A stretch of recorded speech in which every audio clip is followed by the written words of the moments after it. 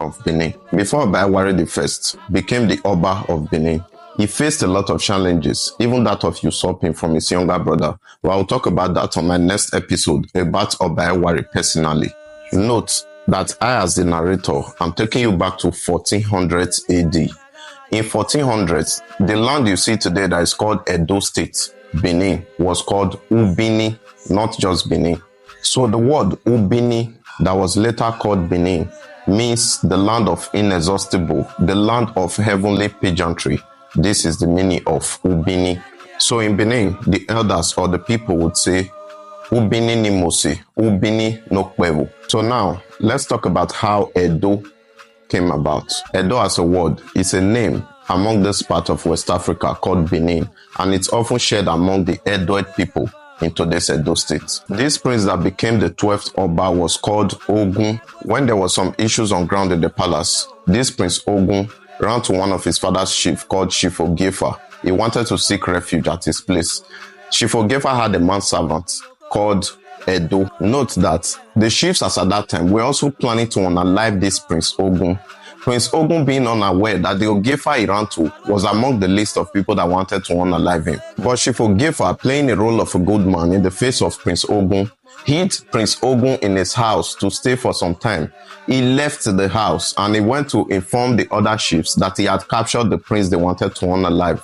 Edo, being the manservant of Chief Ogefa, knew too well that Chief Ogefa was not a good person in this case of history. So he quickly ran to free Prince Ogun from the place he was hidden. And he told Prince Ogun that, my master is trying to unalive you. He has gone to inform other chiefs and they will be here anytime soon. Not too long, Chief Ogefa returned with the other chiefs. But they soon realized that Prince Ogun already left the place he was kept. Now, who did this? Who freed Prince Ogun? Chief Ogefa knew that it was no other person than Edo. So for the fact that Chief Ogefa was embarrassed before his co-chiefs, he unalived Edo, taking off his heads from his shoulder because he knew that Edo has freed Prince Ogun. So many years go by. When Prince Ogun returned to Benin, he unalived his younger brother that usurped the throne earlier. He became the 12th Oba with the title Oba Ewari. He was very brutal. He became the first emperor of Benin because he started the expansion of Benin Kingdom into an empire.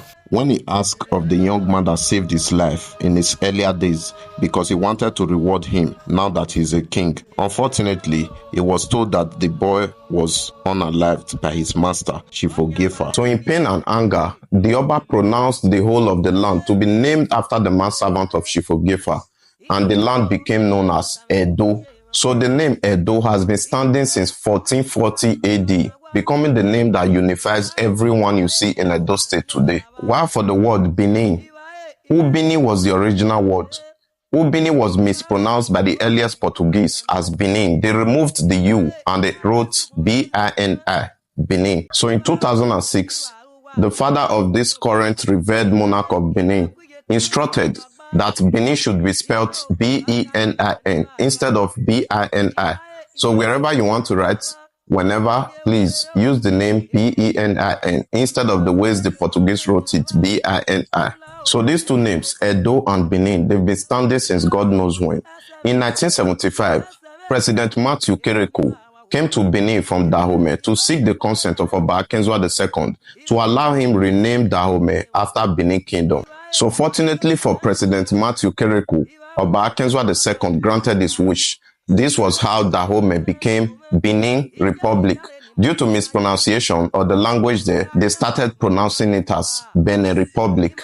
This is the magazine that announced it in the 70s, that Dahomey would be called Benin Republic. So Edo as a word means to dwell, to be up and doing, to survive, to live. This is why in Benin, elders or the people might ask, what have you come to do in life? Or some people might ask, what are they doing there? And Edo as a word also appears in our greeting, like Wado, Do, Dodo. And there's a name called Adodo. It means to be living, to be doing, and to dwell.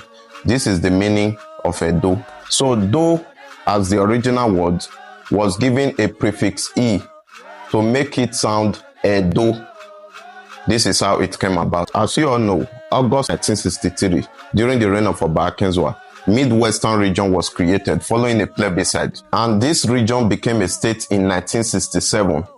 In 1976, it became Benin State, Benin and Delta, using the first three letters in Benin and the first three letters in Delta, Bendel, Benin State. With this piece of history, I just made you understand that it wasn't the colonial masters that forged the name Edo or Benin. It was already there in the days of our ancestors, and they are as old as time. And as you all know, this one is recent. Benin and Delta was shared in 1991, August 27.